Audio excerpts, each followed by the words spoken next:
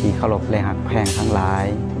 เมื่อนี้อาตมาจะได้นำเอาธรรมะสันๆนั้นมาแบ่งปันญาติโยมเพื่อให้เป็น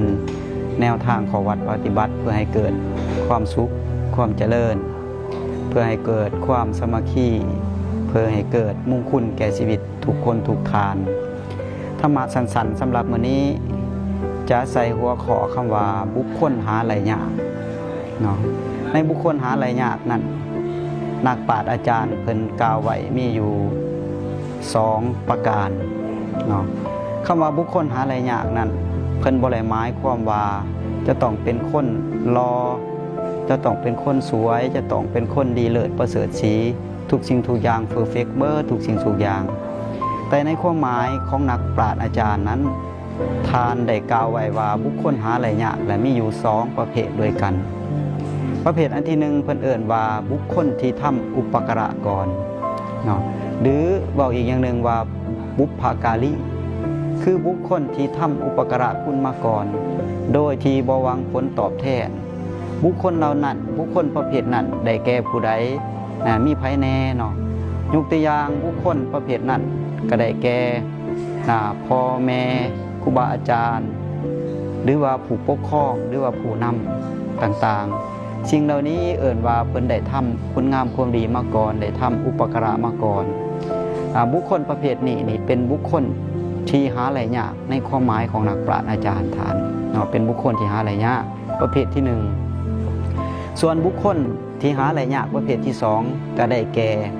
ผู้ฮู้บุญคุณทานแล้วตอบแทนหรือเว้าสันๆเป็นภาษาบาลีเพิ่นเอิ้นว่ากตโยกตเวทีหมายถึงว่าฮู้บุญคุณของทานแล้วตอบแทนอันนี้ก็เป็นบุคคลหาหลายยากประเภทที่2บุคคลหาหลายยากประเภทนี้ประกอบด้วยผู้ใดแน่แม่นไผยกตัวอย่างเช่นลูกหรือว่าบุตรหรือว่าลูกศิษย์ลูกน้องจังซี่เนาะที่อยู่ภายใต้การดูแลของพ่อแม่อยู่ภายใต้การบังคับบัญชาของอาจารย์อยู่ภายใต้การบังคับบัญชาของเจ้าของนายและฮู้บุญคุณเพิ่นได้ฮู้คุณงามความดีของเพิ่นที่เพิ่นได้ทำอุปการะคุณมาก่อนแล้วก็ตอบแทนเพิ่น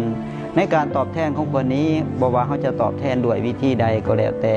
อาจสิตอบแทนด้วยการบูชาคุณเพิ่นด้วยการให้ปัจจุปัจจัยให้ข้าวน้ำให้อาหารหรือให้กำลังใจหรือการปฏิบัติความดีเพื่อตอบแทนเพิ่นเพื่อสืบสู้วงศ์ตระกูลเพื่อสู้เกียรติศักดิ์ศรีของครูบาอาจารย์เพื่อเสริฐสู้เกียรติศักดิ์ศรีของเจ้านายอันนี้เพิ่นเอิ้นว่าบุคคลที่ฮู้บุญคุณทานแล้วตอบแทนอันนี้พระพุทธเจ้าเพิ่นว่าหรือว่านักในความหมายของนักปราชญ์อาจารย์ว่าเป็นบุคคลหาหลายอย่าง2จำพวกนี้เพราะฉะนั้นถ้าหากว่าผู้ใดต้องการอยากจะเข้าใจหรือว่าอยากจะเป็นบุคคลหาหลายอย่างนั้นเนาะให้เข้าใจว่าในธรรมะสั้นๆที่อาตมาได้เอามาแบ่งปันนี้ก็คงจะเป็นประโยชน์แก่ทานบ่หลายก็น้อยท้ายที่สุดนี้ขออวยพรใช้ให้ทุกทานทุกคนจงเป็นบุคคลหาหลายอย่างที่ดีของพ่อของแม่ของศิษย์ของอาจารย์ทั้งหลายขอเจริญพรขอบใจ